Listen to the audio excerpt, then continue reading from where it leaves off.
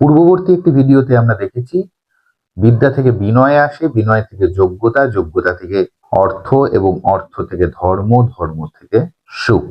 আপনি যদি বিদ্বান হন তবে আপনি বিনয়ী হবেন, অর্থাৎ আপনি অন্যকে সম্মান করতে শিখবেন এবং অন্যের থেকে শেখার চেষ্টা করবেন।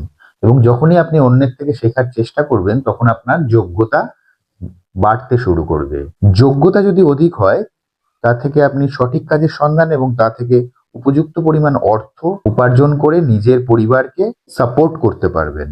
আপনার হাতে যদি প্রকৃত অর্থ থাকে তবে আপনি আপনার পারিবারিক ধর্ম, আপনার সামাজিক ধর্ম, আপনার সিটিজেন হিসেবে ধর্ম সবই পালন করতে পারবেন। আপনি কোনো রকম জোর চুরি করবেন না, আপনি কোনো রকম দুর্নীতি করবেন না। এবং এই এতগুলি দিক যদি আপনার জীবনের সঠিক থাকে তবে আপনি প্রকৃতই একজন সুখী মানুষ হয়ে উঠবেন।